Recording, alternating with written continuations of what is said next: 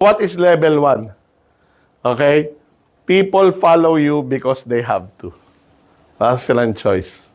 So this is the lowest level of leadership. Hindi ikaw yung reason kung bakit ka sinusunod. Anong reason? Yung position title mo. It's called position level leadership. Kasi ang unang titignan ng mga tao is, can you do your job description? Can you perform? Credibility agad ang hinahanap, di ba? Can you perform the job? So know your rights, know the rights of your team members.